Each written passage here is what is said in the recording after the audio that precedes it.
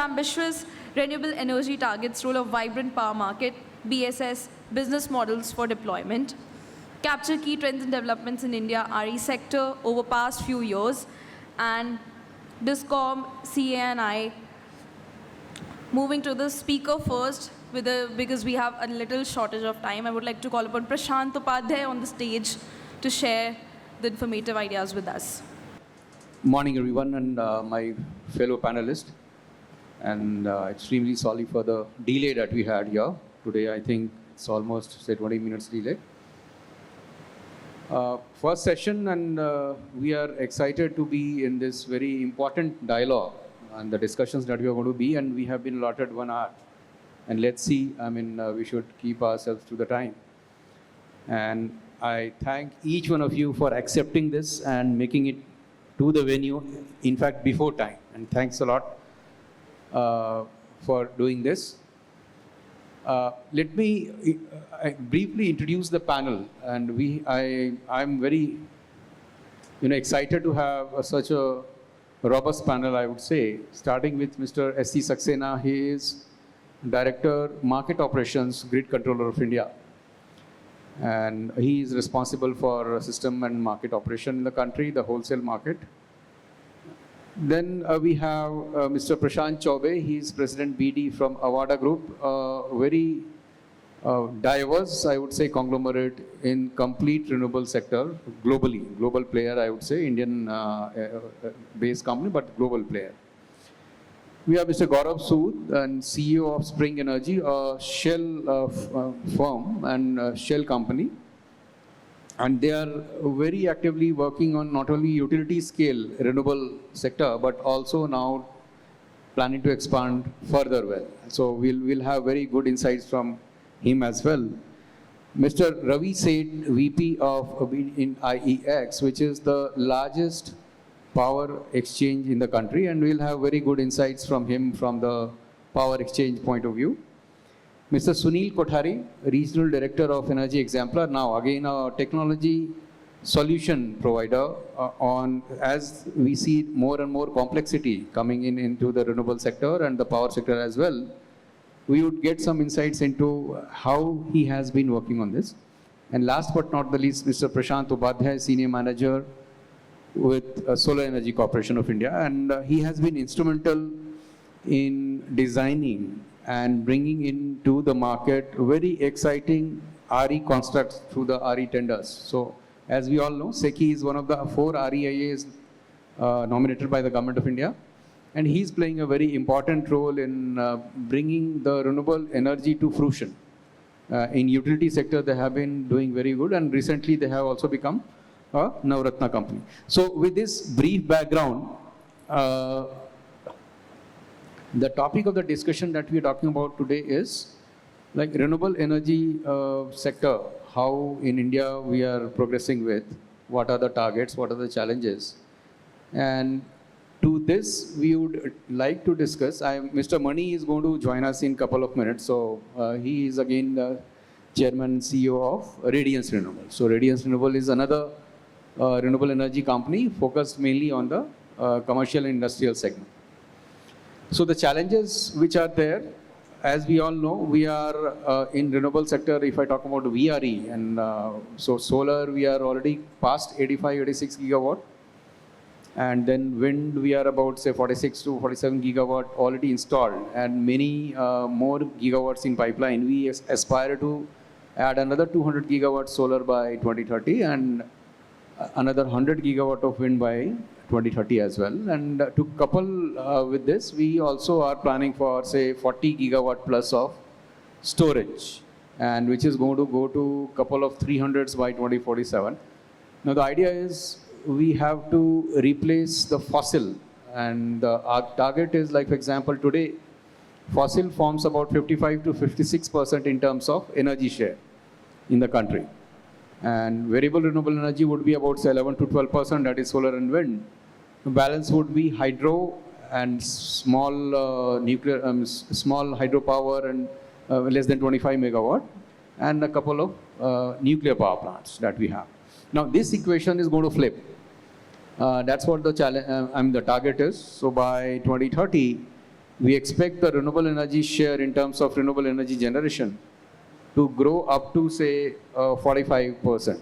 And I'm including hydro as well in this one. So because hydro is also a part of renewable energy. So that would be about 10 to 11%. So balance solar plus wind would be mostly 30-35% in energy terms. So that is a good amount of renewable in our grid. And that is what we are going to discuss. So this is a brief background. And by the way, we have 55 minutes. What we have planned is maybe about say 40-45 minutes we'll have the discussions over here. And then depending upon the time, we'll throw it open for the open house. Okay, so we can have a little bit of discussions across the table.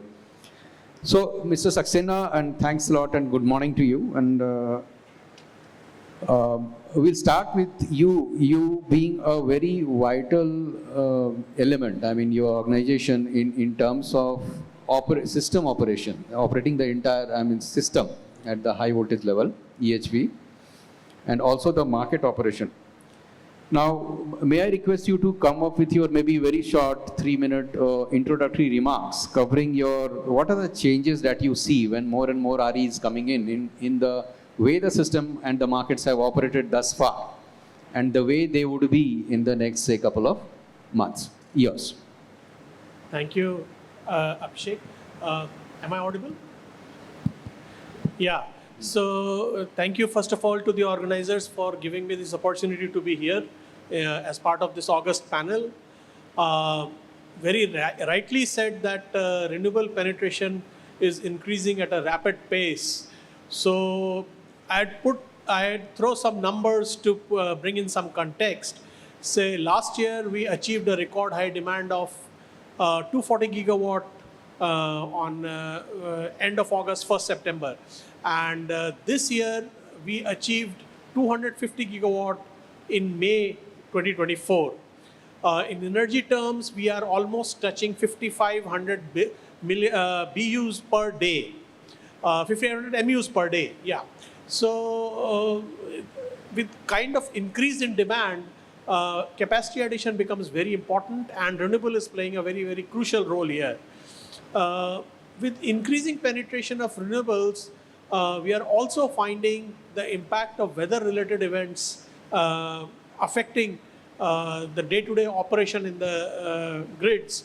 And of course, they are impacting not only the operation, the markets as well. For instance, last year in August, a high wind season period, generally June to September is considered a high wind season. And in August last year, we had a 1 in 122 year event wherein the entire August was almost dry and very little wind was present. So there was a very sharp change in the weather that we observed last year. Coming to this year, May was a continuous heat wave period, and we were expecting high demand in August this year, but the highest was achieved in May itself.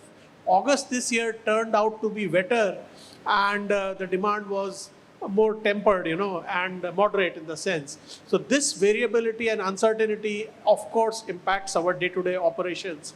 There is another phenomena that is happening.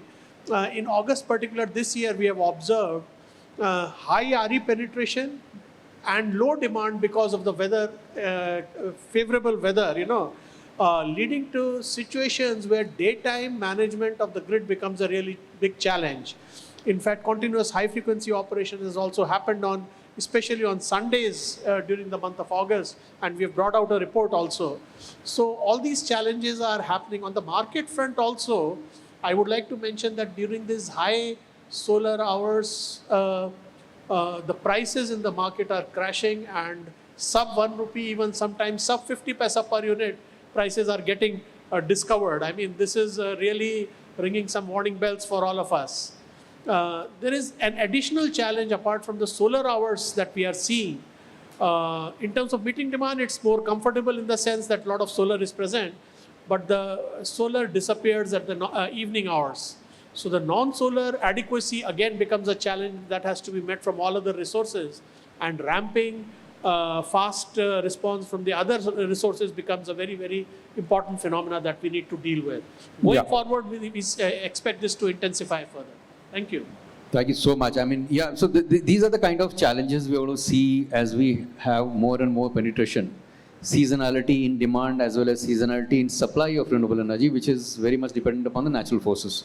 So yes, and this points to another thing. Like for example, now I'm switching over to Mr. Chaube, and may I request you to throw some light on what is your perspective as far as a renewable utility, generation utility and developer is concerned? And do you think that so far has been happening in terms of development of renewable? And do you see any changes or foresee any changes in the way the business model? And a brief introduction. Thank you, Abhishek. Thank you for this opportunity and really a very important topic today. And Saksh Energy has really set the tone. As a country, I think a direction is quite clear for us. And the two important things that reducing carbon intensity by 45% and 500 gigawatt of a renewable, which at one point of a time seems like something looks like to be impossible. It is happening today. And the journey so far has been phenomenal. I think in the space of solar, massive investment have come from renewable developers per se. But I think it's more to do with ecosystem as we move forward.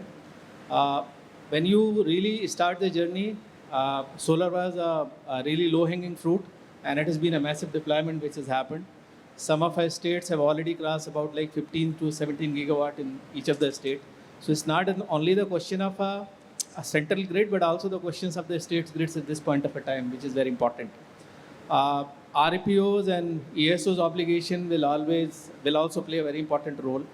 But from a renewable developer, 3 or 4 important challenges which we see are very important. One important is culminating the PPAs after the auctions today. So almost like REIs are going forward with almost like 50 gigawatt of a annual tendering process. But even today, almost like 25 to 30 gigawatt of a PPAs remain to be signed. Yeah. And from an investor's point of view, a developer point of view, that creates a big question, right? So at this point of a time, even a question is that whether we should go ahead with the more tendering or you should first sign the PPAs. No, so that is very important at this point of a time, which I see. Land again remains a major challenge. Solar parks have eased that challenge to an extent, but because of a plethora of land-related issues prevailing in various states, ROWs, that again remain a major challenge, and I think an ecosystem kind of a perspective would be needed. And third again would be from a connectivity point of view, which is very important at this point of a time. And I think because the solar and the renewable deployment come much faster as compared to the pace of a transmission lines actually. So that both have to be aligned, and a massive investment, massive efforts would require to move beyond even 765 kV. So 800 kV HVDC, because a lot of central tenders are now linked with the HVDC. And more than that, 1600 kV double circuit HVAC, that could actually transmit more than like 16,000 megawatt on a double circuit basis. I mean, these kind of a thing are very important. Fortunately, India as a central grid offers a lot of resilience with almost like 200,000 megawatt of inter-transfer capability, which when we were looking at a US market, that created a major challenge even in the US, right? Because they don't have a national grid at this point of a time. And the major issue in US, if you look at this point of a time, is to seek the connectivity. There is a line of a project announced, there is no connectivity. So I think land, connectivity, financing, these all remains a very important thing. Financing again has to be brought at a much larger level. If you look for that kind of a massive investment which is required both for renewable and this. And lastly, a storage component we will discuss, because without which it will not happen. And wind and offshore wind will again require a major push. So I think these are all important directions to be watched for. No, very lucidly you have put in the challenges starting from the PPA, then land, then evacuation, and then the challenges regarding the queue, for example, transmission system. You have very beautifully brought it out. And definitely we have Prashant here from SECI, we'll talk about that later. But bringing in Ravi here. Ravi, if you could come in here, and Mr. Prashant talked about RPO. and compliance, RPO compliance as one of the levers or drivers for adoption of the RE, both by corporates as well as by utilities, the DISCOMs basically. Now, we have seen some compliance levels increasing by some of the states, like Karnataka is one of them, leading over there.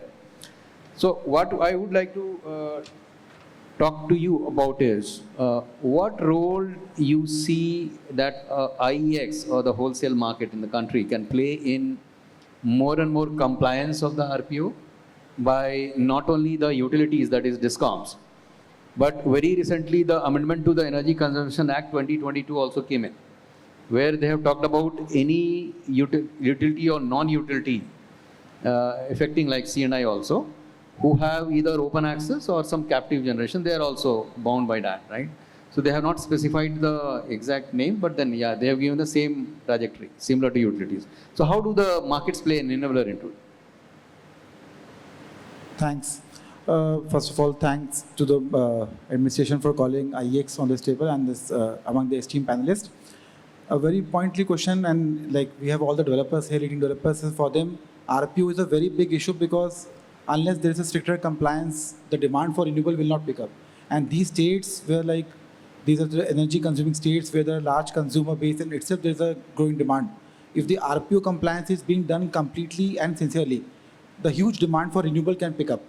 And that is the real driver for the investments going forward in India. So far, we have seen like, as you are rightly pointing out, Abhishek, this year, last year, the Ministry of Power has come up with a revised trajectory, and this has now come into the Energy Conservation Act, wherein the penalties have grown multifold, but yet significant penalties are yet to be enforced, which is, I think, a lacking point where the states are not showing much interest. There are some states which had a huge RPO backlog, but yet they were given the exemptions by their commission. And now, surprisingly, after 2 years, they are energy surplus and they're selling RECs. So this is quite a contrast that 2 years before your backlog was exempted, and now after 2 years, you're selling RECs. So these kind of irregularities need to be checked because this is a huge investment opportunity for the renewable companies. Either you come and sell power in the green day-ahead market, because of lately we have been seeing a lot of interest from the RE developers who are selling their green powers in the case of early commissioning. So they are using exchange as a very vital option. Very often we get calls from small investors who are having 1 or 2 megawatt plants, solar plants. Now they are coming up and setting up their merchant power plants because they are seeing exchange as a very good opportunity for putting their investments. But unless there is a very serious compliance for RPO, this team will not continue. So there are some states, like you are very recently said, after the new REC regulations 2022, the prices of the REC are now not any longer dependent upon floor and forbearance. They are market decided, and they have crashed to almost like 112 as discovered in the last session. This is a beautiful opportunity for all the states to come forward and comply with their RPO. For example, like Bihar, they have very smartly utilized this option and they have completed all their RPO backlog till FY 2023. So this kind of initiatives should be like promoted among all the states. We as exchange, we are going to all the states. Now BEE, MNRE, they are taking very active steps, including Grid India. They are taking very active steps in promoting the RPO compliances, but yet many of the policy drivers are yet to be implemented in terms of. In fact, I would congratulate some SERCs who have taken a very stringent action. Recently, Telangana, he is the first regulatory commission of recently, which has imposed stringent penalties on customers who have not complied with the RPO. While the REC cost is 112, they have imposed a penalty of 1100 rupees. So now we receive a lot of calls from Telangana customers that how to purchase RECs and avoid this penalty. So these kind of measures are required, especially by regulators, to enforce this thing, because if not now, then never. This is a beautiful opportunity for all the players. Sure. I read you very correctly saying that, okay, so compliance enforcement is the need of the hour.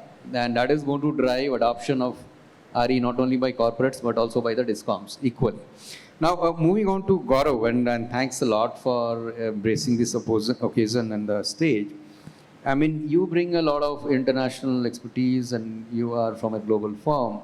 May I request you to throw some light on what your aspirations and plans are in the Indian RE sector per se? And would you have a preference for utilities or a C&I or both? And the way forward into it, whether it is only variable renewable energy or you're going to also go forward into the storage market, now that we have seen the challenges that are there. Sure. Thanks, Abhishek, first of all, for inviting me. It's a pleasure to be amongst all of you. So Spring is a renewable platform. We have quickly around 4 gigawatt contracted capacity, 2 gigawatt operating, and another 6 gigawatt in the pipeline. We are a subsidiary of Shell. Before Shell coming on to be a part of India, we were primarily focused on the utility scale sector. Now we are focusing on the C&I sector as well. In terms of what, how Shell looks at these markets, power markets in general, globally, with our experience is that we want to provide more and more firm power to our customers. So definitely a lot of storage will come into picture, be it through BESS, be it through PSPs, so that we can give round-the-clock load following peak power, because that's where we feel a lot of value can be added and differentiation can be created. We would like to have some merchant play as well. Again, I think the markets are good. And I was just talking to someone. Fortunately, the Indian tenders provide so much of flexibility that you can set up projects on merchant basis. And as and when, if the prices don't remain strong in the long term, you can always go into any of the tender opportunities under the utility market, right? So again, that's the sort of play we can have. Then Shell has its strengths on the gas side. So we are trying to see there is so much of unutilized gas capacity in the country. We have control over the gas supply. We understand the gas pricing. So we want to see how we could, especially during the peak hours, and as Mr. Saxena mentioned here, that especially in the non-solar hours, the constraints which we are facing, we want to see how we can supplement by taking some of that capacity on a contract basis and provide the market. So trading, again, will play a very important role in our strategy going forward. And we see that it's a combination of RE plus gas plus storage. All these need to be brought in together to extract value. Of course, this plain vanilla RE deployment will happen. But as you know, the market has been undergoing a lot of change. We saw a lot of plain vanilla solar, then a lot of plain vanilla wind. That has gone out of the market, plain vanilla wind altogether. We are seeing hybrids or various other opportunities. A lot of storage, standalone storage. I think all these will start playing an important role. And we will, as a global company, will bring our strengths and try to cater to these requirements for utilities as well as C&I customers. No, thanks a lot, Gaurav. So it brings a very comprehensive perspective in terms of overall how RE can be integrated, and gas has a role to play, as we know. And recently UK announced that they have gone zero coal, but definitely when I see their energy mix, gas plays a very, very important role over there. So yes, in India also you would see, and they rightly said so, non-solar hours in the evening, the duck curve phenomena and how to abate that duck curve. We would need some ramping resource. Gas is one of them. Yeah, so now may I move to Prashant Upadhyay, so on my right. So I must congratulate Seki in terms of like gone are the days, initial, so 5 years ago, when you had proliferated the market with plain vanilla solar wind tenders, right? And we have come a long way, and we talked about it, so the PPA not getting signed, etc. Then you innovated and reinvented yourself, the business models. Would you like to talk about them and how have you come forward in very briefly? And then the success rate of signing of the PPAs would have, I would not say drastically improved, but improved a lot from the early days. And where is the way forward? Where do you look forward from here, like in terms of storage or other tenders? Well, good morning. Thank you for inviting me. Yes, we have indeed come a long way from the days of pure vanilla solar wind, and that was kind of the trend. And when we started talking about what we are now calling the firm and dispatchable RE framework, the idea was to bring in a lot of customization or what is expected from the utility side, what they are expecting, and essentially the idea was to bring together to find a way to make faster decisions in terms of PPAs not getting signed, which has already been highlighted. To try to capture their demand and looking into the future, say 2-3 years down the line, and that problem has often been mentioned about the net of RE curve being too steep, and because our mandate is essentially to add RE by whatever way and means we find feasible. In terms of that, the experience has been 2-3 experiences that we have had with Delhi, with Punjab, and MP. It turned out it was not as smooth as we had thought it would be. I mean, just because when it's a new thing, definitely, and it is also a difficult decision making for. We look at it as, while earlier it was easier decisions, simpler tender frameworks.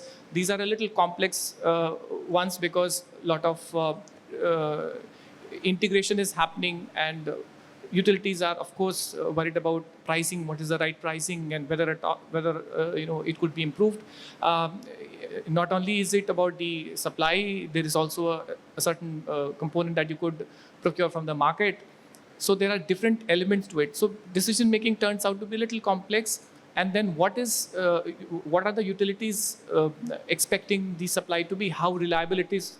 So we try to capture elements into the RFS in terms of what we have started calling the demand fulfillment ratio.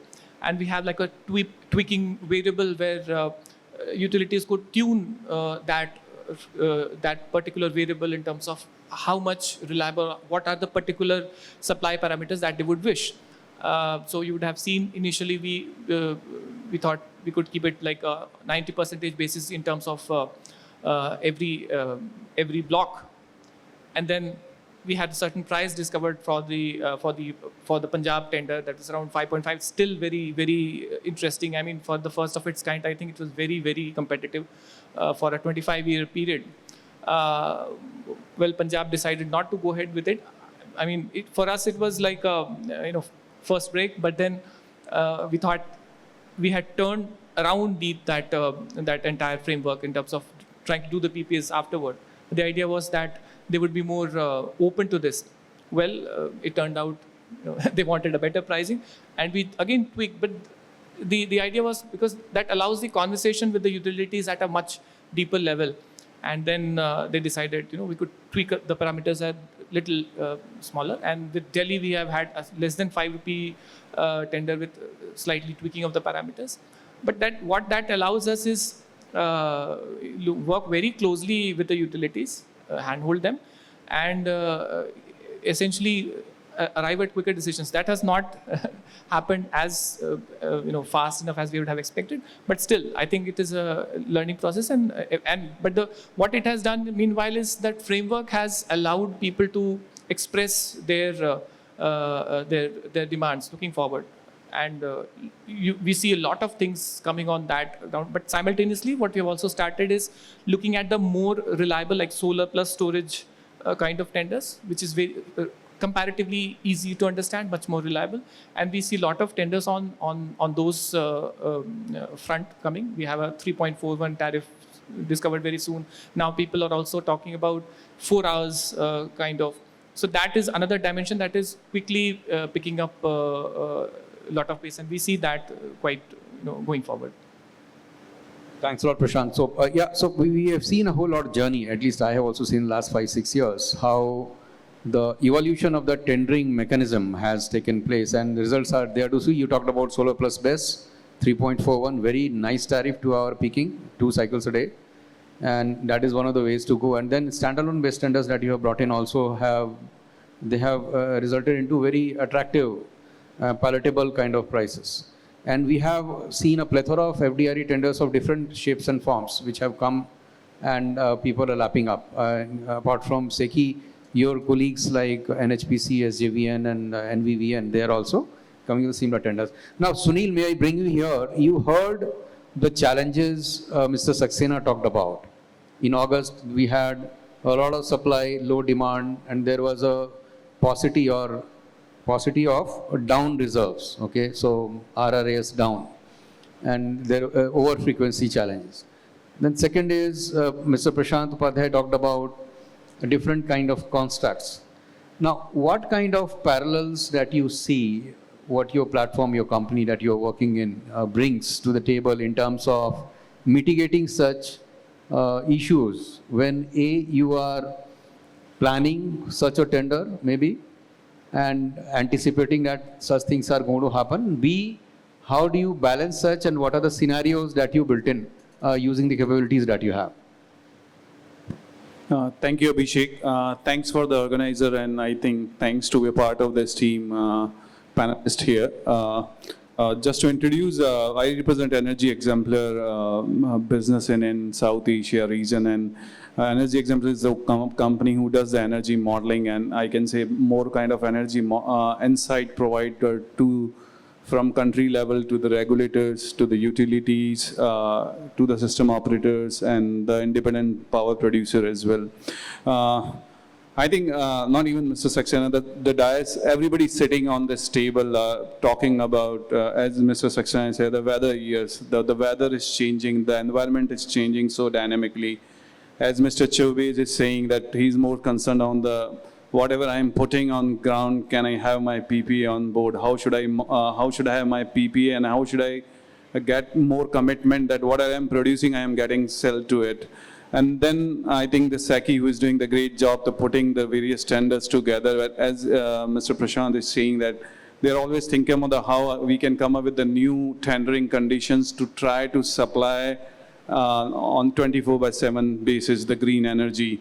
I think these all link to the different constraint variables and scenario which you need to build and simulate, and how you can get answer to those things. I'm not saying the 100% sure answer, but these are the assumptions and the variables which you need to play, and you need some kind of technology and modeling, which I think Energy Exemplar providing to the market globally. Like we are serving more than 600 companies. I think 70 system operator globally uses Energy Exemplar tools and technology, especially the Plexos. So the few example I wanted to give here, we know that if you talk about 6 years and 7 years beyond the line, when you have a stable power demand, you have the stable power supply.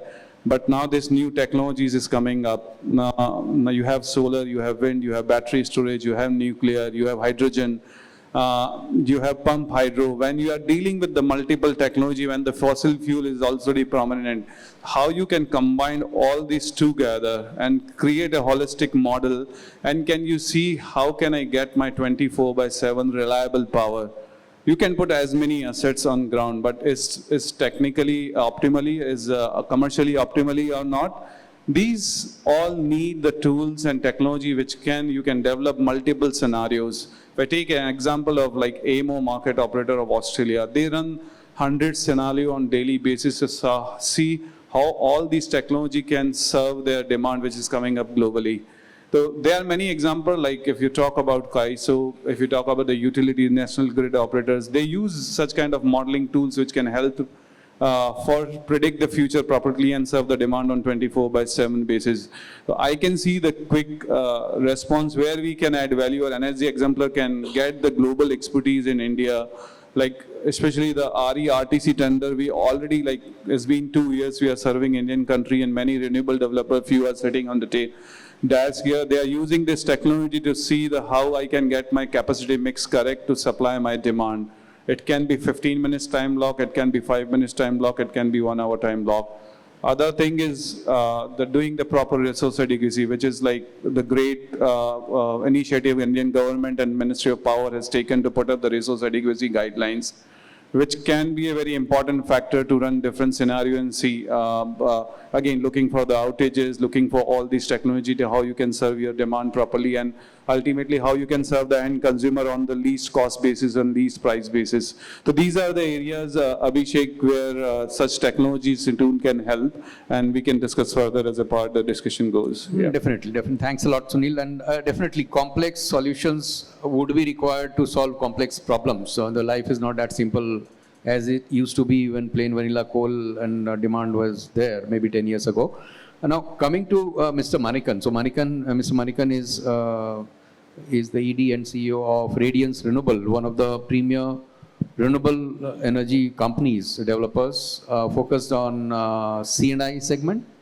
And Mr. Manikan, thanks a lot for joining us. And may I request you to maybe a brief intro about your organization and what drives the corporate adoption of renewable so far in the country? Apart from, obviously, RPO was there for utilities, but what drives and what do you see is going to be happening in the near future? Thank you, Abhishek, and all my fellow panelists. First of all, my apologies, I got a bit delayed from the flight, but thank you for having me on this panel. I think just a little bit about Radiance. Radiance is one of the fastest growing C&I renewable energy service provider. Our mission is to help corporate India in their green transitioning journey. And while we have built a capacity of almost 420 megawatts, which is operational today, by end of this fiscal year, we would close to, cross more than 850 megawatts. And our plan is that by next 3 years' time, we should be a 2 gig company. And the idea is that if you look at the C&I market, it is consuming around 50% of the overall power consumption of the country. And within this 50%, the renewable energy penetration today is only 5%. And we think that this market is, when I started this business in 2020, the corporate market was roughly around 1 gigawatt. And today we are already seeing this at around 4.5 gigawatt. And the overall C&I market is around 30 gig, which I expect this to go up to something like 95 gigawatt by 2030. So that's an expansion of almost 65 gigawatt in renewable energy capacity over the next 6 years. So that tells you the kind of growth that the market is having.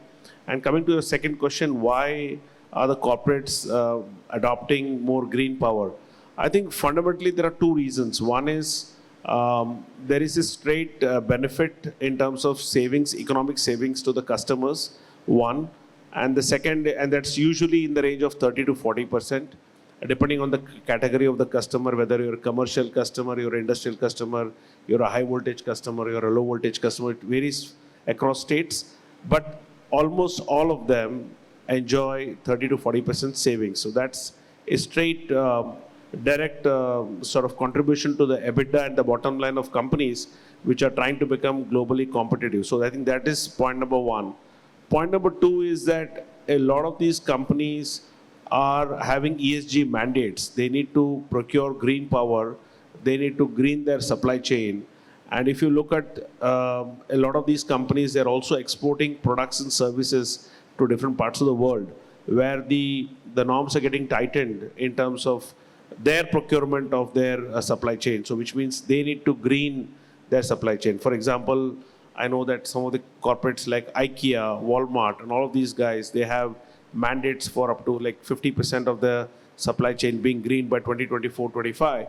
So that means that a lot of the Indian companies that are exporting to these corporates need to sort of green their power requirements, one.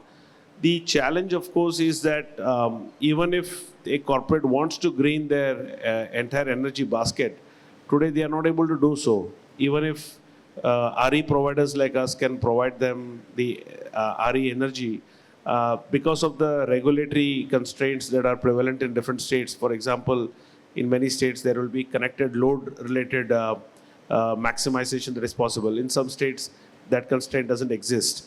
So I think that those regulations in the past has constrained the adoption for corporates. But I think that is changing with two new regulations that came in last year.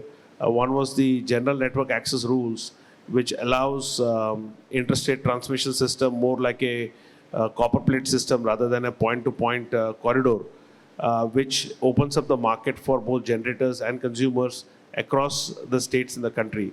So that is one.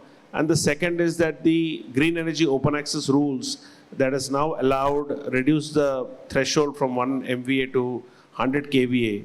That gives a lot more of the smaller customers, largely I would say the commercial customers who were earlier not being eligible for procuring open access power because a lot of them are below the 1 MVA threshold. So they now become eligible, and with multiple states adopting these GUA rules across the country, I see that this market will explode in a very big way, especially the commercial segment and the sort of a low voltage industrial segment, which earlier was not benefiting out of this. So the other way to look at it is we say that we want Make in India to be successful. We want India to be in the ease of doing business, and we want India to be competitive in the world. Now, all of that can happen only if our entire MSME segment and the supply chain is able to green themselves, because they need to be relevant and competitive in the global market, one. And second is their cost of power, which is a basic input for their own manufacturing, is at a very competitive price, which then allows them to be competitive in their final product. So I think these are two things that is driving the change in the corporate world. And I'm assuming that with the changes in regulations, the distribution companies will also be supportive of this, and maybe actually co-opt in this journey and take a ride along with this, because there is an opportunity here for DISCOMs also to become profitable by actually, with this new rooftop project that has come in the PM Surya Ghar Yojana. This is an idea that I've been propagating with a lot of DISCOMs, that they don't need to view the C&I market or the generators as a competition. They could actually treat them as co-optation, and basically, because they have the ultimate customer base, because they have the last mile connectivity. So if they actually empanel a lot of the EPC companies on their platform, and then allow the residential market and the commercial industrial market to put up rooftop projects, they can actually spur a whole revolution, which is the government's vision to get 30 gigawatt. That kind of capacity can reduce all kind of other problems, like you don't need to source land for these kind of projects. So there is an opportunity in a different way. I think it's just about reimagining for the DISCOMs rather than thinking that this won't happen. So I think the DISCOMs are already doing it, and a lot of them are supportive, but I think they need to do more. And answering your question, the C&I market is going to here to stay. It's going to grow, and the demand is really outstripping the supply. Right? Yeah, thanks, Mani. And I completely echo thoughts that you have brought in. Some of them, like, for example, GNN and GEOA, and then talking about how to green the pyramid, like the bottom of the pyramid, through the PM Surya Ghar Yojana, and then consider C&I as a co-optation. So it's not a competition, it is a co-optation. Completely agree with you. In fact, they'll have to think at their business, and their business is not designed to earn money or make profits by way of power sale or purchase. They are completely a network operator, and they are making money through the returns on the rate base.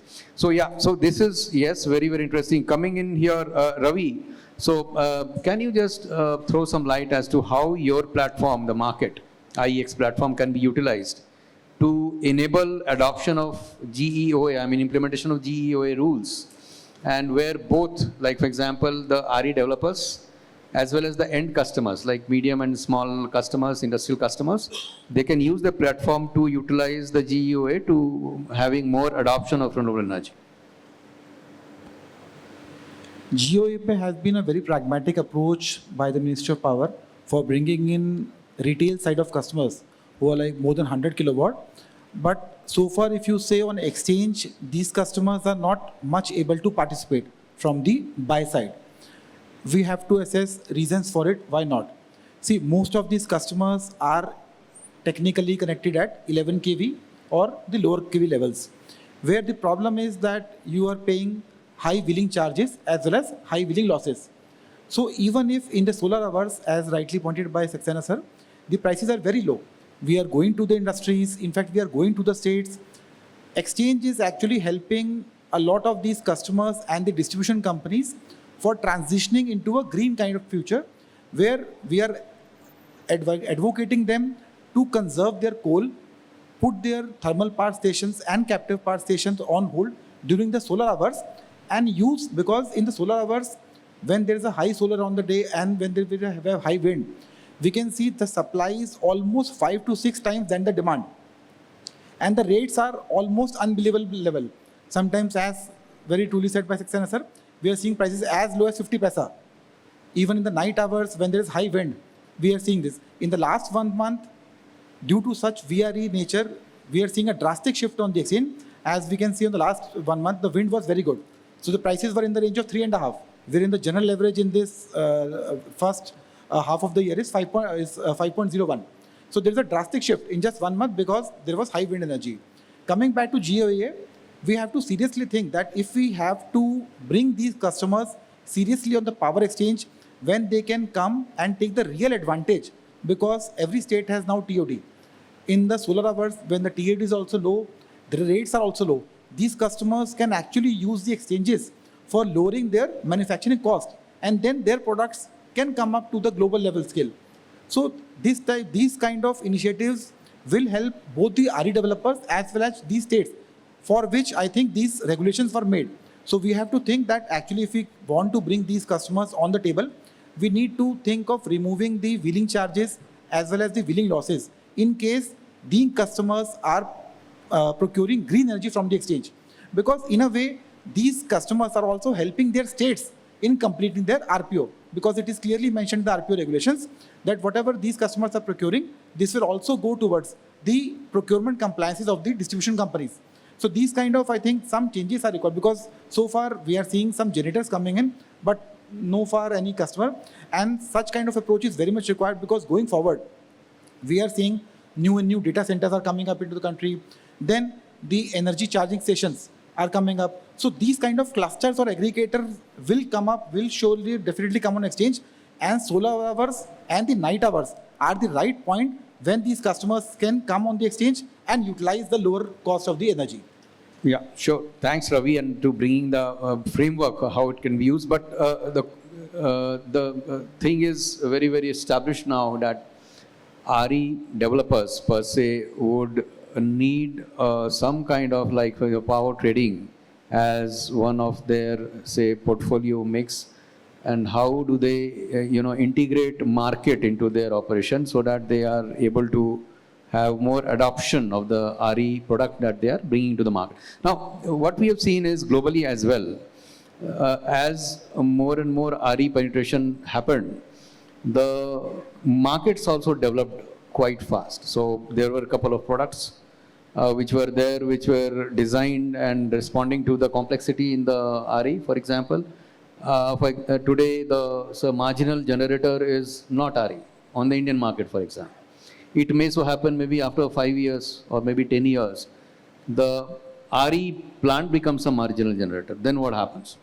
Okay, so these points are going to be there. But quickly coming into Mr. Chaube, so what do you think in terms of not today, but maybe 5 years or 6 years down the line, sector coupling? I'm talking specifically about green hydrogen electrolyzer maybe playing a role to integrate with situations like Mr. Saxena talked about in August, when there was no demand and the supply was very, very high and high frequency regimes were there. And we are going to see more such instances, and the other way also.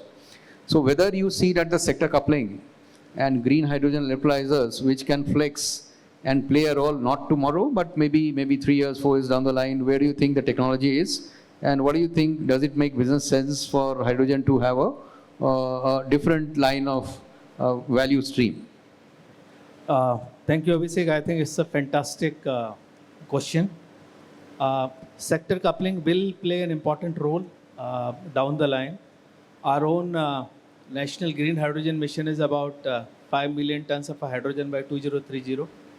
Avada, as such, we are one of the largest IPP probably at this point of time in the country, with about 25 gigawatt of a portfolio. And we are setting up 0.5 MTP of a green ammonia plant in Odisha now, which would require about 700 megawatt of electrolyzer. So the concept you said, sector coupling will play an important role over a period of time. Certain advantages which I definitely see going forward. One is obviously, as Mr. Saxena said, in terms of integration of a variable renewable energy.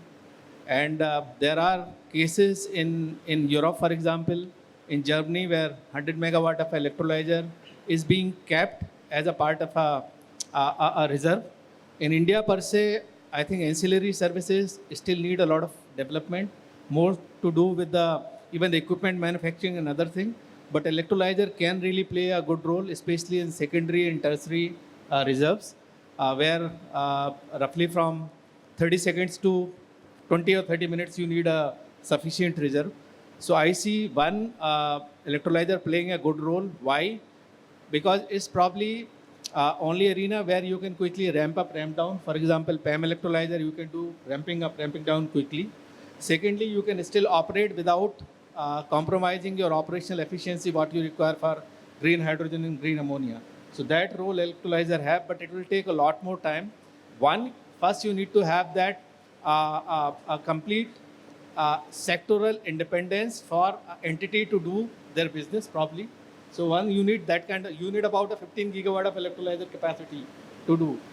We have seen so many announcements which have happened for green hydrogen and ammonia. So at this point of a time, they come into the system, start playing a role, right? One for the entity itself who are going to produce, but then once you start developing a market compensation for them and ancillary services, whether through a capacity reserves and other thing, or through contract for differences CFD, that they will have a much larger role to play. So that is one. Second, they can actually play a very good role in a demand response mechanism. They are something you can create like a flexible load because of ramping up and down. So that could be really very, very important. They could probably also hypothetically play a good role, let's say for a storage. So whenever you have a very high renewable energy coming into the system, you can actually store rather than getting a curtailment, energy getting wasted, and convert into a hydrogen, store it. And we are also looking at all those things because for our Odisha project, we are setting about 2.5 gigawatt of a renewable energy capacity itself. There'll be a challenge at a grid level, we understand that. So where electrolyzer can play a role where you can have more generation, when you have a surplus generation during the day, you can store, generate more hydrogen and keep it when you do not get a peak energy. So that is another advantage. And they can also play fourth important role for a decarbonization of other sectors per se. So I think sector coupling will play a major role, not today, over a period of time when the time comes. And India really need to think more in terms of developing those ancillary market where at a secondary reserve or a tertiary reserve, you give a good compensation for them, right, to utilize this service. And I think it's a phenomenal opportunity which is there for us. Thank you, Mr.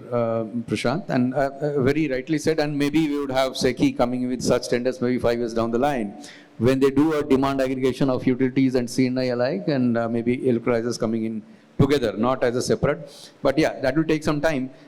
Coming to Mr. Gaurav, what do you think and like storage tenders that are standalone and solar plus storage which have come so far by SECI and other REIAs, would you see a value in it and would you like this area? Yeah, no, as I was mentioning earlier, the demand is going to be more and more for firm RE. If we have to displace whether, or decarbonize the industries, commercial and industrial users requirement, or even for the utilities, I think storage will play an important role. Fortunately, I think because of the capacity build-up and the way further capacities are being built up today, of course, primarily in China, but we are seeing a similar trend on the battery costs, what we saw on the module side. And I think it's a great time. I think some of the recent tenders for standalone storage, 2 cycles, show that the storage costs have come down to around 3.5 rupees per unit of purely as a storage cost. Some of the recent PSP tenders which happened in Maharashtra, I think there also similar cost numbers have arrived for a much larger storage duration of 6 to 8 hours, right? So now if the storage cost itself is coming to 3.5 and further with the pricing or the cost curves going down, we will see the prices even coming lower. So that makes a very attractive price. I always say India is a very, very price sensitive market. you look at solar thermal and solar PV started at the same time, and where we are with respect to both the technologies in the country. So in India, it will only pick up when it is economically viable, and that's the stage where we have already reached. Let's say solar at 2.5 rupees, storage at 3.5 rupees. We are already talking about. Of course, it depends on how much storage you are, and we have already seen some of the tenders with 2 hours storage giving 3.5 rupees sort of tariff, right? So that's definitely storage is going to play a very critical role, and whether we will see flexible storage completely, which you see in some of the matured markets where people are ready to take advantage of, whether it is the peak hours of solar or peak hours of wind. Even that we will, as the markets mature, as the markets develop, we will surely see that also happening. So I think no second thoughts about it. I think only thing I would say that, we have as a country very large targets which we have laid out. We are doing a phenomenal job as an industry. But I think one separate factor which we all aware, I think, is the grid evacuation, which we need to somehow address. This is one factor alone which will derail our entire journey. We have seen that happening. Any new company, if it has to enter India today, I don't think they are getting evacuation before 28-30. So that's the constraint the country is facing today. And we have to see how we can percolate it to the state level grids, utilize it, because then everything will work. It's finally an ecosystem. There is a lot of capital which is ready to flow into India, but we need to address this ecosystem simultaneously and address this, and we will be able to produce very competitive firm RE in the coming years. Yeah. Thanks, Gaurav, and for the views, and we agree completely with you. And in terms of the ecosystem play, and we are going to have a very robust, firm RE kind of solutions in the country delivered by the players like you and your peers. Now, I see less than 4 minutes left in our, and so before I throw open the questions, last comments from A. Sunil, very quickly. Do you see there is a need for medium and long-term power market price forecasting, especially when you design complex tenders as we are talking about? And what parallels do you see from the international arena? Very quick, maybe 1 minute kind of. Thank you, Abhishek. Definitely price forecasting, like everybody sitting in this room or even the dais that who don't want to know what should be the electricity from tomorrow or 7 days from the now, 1 year or now. So this is a fundamental need for everybody is in this utility market, and I think in the energy domain going forward that everybody is connected through the electricity. Very important thing, but again, forecast is a forecast. That's the way I can see it. It's the price, the way there's so many technology coming into the place, and there's a challenge on the grid, the evacuations. You can produce as much you can, but do you really need a path to go to that electricity? So these are all the factors when you see the complete ecosystem, the fundamental model. But the most important one is how you can get the price forecast. Okay, you can take the old one and then do some AI ML and get the new one. But the way the model works is fundamental. You have a supply, so much supply is coming, and you have a demand where both the curves, you can get the market clear price. If you're able to see this, and if you're able to model that in a complete physical system, like if you can try to map this in the system and see how my price curves is going forward, you can see tomorrow. But when you're talking about the renewable investment, millions and millions of dollars for next 25 years, every investor, even the system operator, they really wanted to see how the electricity price is going to be, how the curve looks like, so that all the investment will be based on that. For that, you really need to understand like how much supply is coming into the grid, is the grid available or not, how much demand will be there, and how this complete ecosystem of whether your constraint, your variables, your commercials, your industries impacting that fundamental model. where you can really see, okay, how my price will be coming to deliver. And again, the most important part is the consumer behavior. Will consumer be ready to pay that price? So these factors you need to model completely. The parallels, for that, I think the long-term planning is a key factor. Resource adequacy is the key factors. The parallels which I can see, I can take the example of KAISO or AMO, I think, which is the same guidelines which India is also coming up on the resource adequacy, where they have like multiple utilities and is a complete ecosystems. Everyone, all the stakeholders has the same similar thought process, putting into the systems and then run it and coming to the country level or the national level. So that's the way if complete ecosystem supports on the data sides, on the ecosystem side, and then run for the future, how my system will be operate going forward. Again, is not the easy task, is a journey, is a mammoth task, and there's so many factors to it where I think technology plays the biggest role.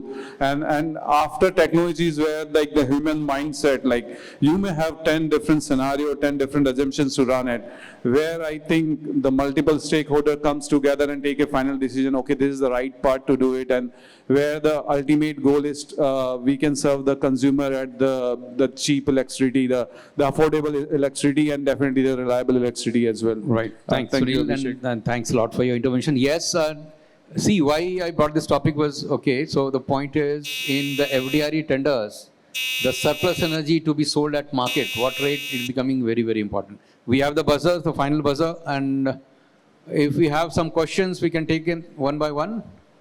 Maybe next 2-3 minutes, and then we close. Yeah, can we have the mic here, please? Please identify yourself, your name, organization, and then if you want to ask a pointed question to someone or a generic question.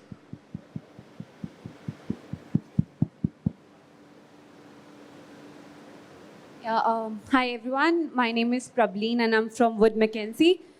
Thank you so much for such an informative session. So my question is mostly around FDRE and RTC tenders. We are seeing a lot of oversizing trend in terms of installed capacity, for the contracted capacity that they have won in the auctions. So how do you think that is going to drive the renewable installations in India, and also further replenish the 500 gigawatt target? And how are the grids prepared to, accommodate that kind of renewables installation that is going to come from RTC and FDRE tenders? So it's my question is from the developers and Mr. S.C. Saxena as well from Grid India. Yeah, Prashant ji, can you? Hi, thank you. So your question has answered itself. Right. So once it is FDRE, then you are taking care of a lot of renewables coming into the grid itself. I think that's a necessary corollary of a renewable development in the country. We started with the solar and then gradually moved from solar wind hybrid, then the peak storage, and currently now the FDRE, where storage itself become a very important component. Right. Storage requirement is about 250 kilowatt peak per megawatt to begin with in the part of a tender, but tenders are quite flexible, gives you a lot of opportunity in terms of a co-location, or you can have a different component at a different place of a time. Over a period of time, that's what the way forward is. So from intermittent, you need to become a dispatchable. It's at the end of a dispatchability of a power. An entire market is gearing towards that. I think a good prices are being discovered also there, and I think we are bullish about it in terms of meeting what you said, the 500 gigawatt target. But the FDRE, the component itself will, the storage component coming into the balancing the renewable will play a very critical role. And over a period of time, I think there will no longer be any plain vanilla solar or wind based coming into the play. So one more question. So regarding that, how well is our grid prepared in terms of this oversizing trend that we are seeing in RTC and FDRE tenders? Yeah, so oversizing is done for the purpose of making it firm and dispatchable. If you intend to sell beyond whatever you have beyond what you have contracted for, of course you need to see the adequacy of the transmission, whether you have sought enough connectivity for that, whether you have access for that. If you've planned for it, of course, you can utilize that additional capacity in providing a host of services, maybe supply energy, or maybe participate, say, in ancillary if possible. So going forward, RE is going to become the mainstay, and we look at all kind of services from RE. Thank you, sir. And just to add to that, the depth of the markets is very important, will play a very important role of our power markets in continuation of these tenders. And again, it's all, it's a very nice panel because first of all, we have an exchange participant sitting here talking about how we are going to increase the depth of the market, whether it can absorb the oversizing related electrons. We need that price forecasting, right? What is the pricing to be assumed for these electrons over a period of time, or whether those electrons, let's say, can be sold to a C&I consumer with storage, with HP time, whatever. So all these avenues will play a very important role forecasting in the mix for these tenders to keep on. But, of course, grid, as long as you have been given a corridor and a connectivity, you will be able to put it into the grid. Of course, when it is not available, being variable, that will have its own challenges on the grid as always. Yeah. Thank you so much, Gaurav. One more question and then we'll close. Hello, sir. Namaskar. I'm Dr. Jagdish Shivahare, professor and ex-scientist ISRO. Sir, I have a general question. How are the business models, value-added cooperation, sustainable development targets, priorities and challenges different in national and international renewable energy market? If I could understand your question correctly, you're talking about the business models in national and international markets, how they have shaped up and how they are changing, right? So overall. So are you also talking about how we have learned from the international market here in India and adopt some of these models here? And likewise, so if you talk about business model, if I can take this, or would you also like to? Yeah. I'll just sort of take that question from a business model perspective. I think if you look at the UK market, the Australian markets, when they started off, they all had long-term PPAs, which were like the ones we have in India, 15, 20, 25-year PPAs. But if you see how they have progressed and migrated, they have moved to shorter PPAs, what they call as a corporate sleeve PPA markets, 1 year, 2 year PPA markets, which is how the corporates would like to contract eventually. But I think today the way the financing market's structured in India, because the largest lenders are the banks, and they wouldn't put that money at risk if they don't know what they're financing, and they want to be sure about the contractual commitments on the pricing to cover the debt. So that is why the market in India is still very long term. But I believe that two things will change that market and the model. One is the price forecast point that was mentioned by my colleague here. That is something that gives assurance to the banks that this is how the forecast will pan out for the price. That gives them an ability to model those in their debt covenants and their structuring. That is not right now available, one. Second is that the more you have these kind of cross subsidies and other things that are in the system, it's very difficult to model how the pricing will move. So once that sort of stuff gets moved out of the system, you will see that becoming better. And the next point is that in the longer term, people would like to use the exchange, use the various ancillary services as a combination rather than looking for a FDRE bids, because you can actually create a synthetic out of it. You can have a solar wind hybrid, you can mix and match, you can add battery or pump storage, and you can provide the power so long as the loss calculations all add up from an economic perspective. So I think we are at a very early stage of power market deregulation and market opening up. I think there's a long way to go. We not even seen much in the ancillary services, which are all become very open. I think the next level also is like when I was talking to people in Australia, they have models where you can do peer-to-peer selling of power. Like for example, you come home from work and you are starting your mixer grinder to make food. Your neighbor hasn't turned up from work because he's busy somewhere else, but he's got a storage battery. He's saved the power in the low sort of cost regime. He's happy to sell power to you, but you could actually do peer-to-peer selling, and that is another area which can open up in the future.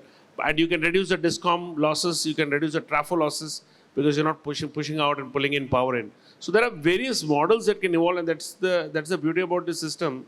And tomorrow with electric vehicles coming through, you can use electric vehicles as a storage of power in the daytime, in the night, depending on where you have parked your car. So there are various possibilities that can be there. So models can be explored further. Thank you so much, Mani. And with this, I think we'll close this panel because there is another panel which is going to happen as well. A very beautiful point. Democratization, decentralization, and decarbonization go hand in hand. And that's where we are heading towards. Thank you so much, my panelists. And thank you so much, audience.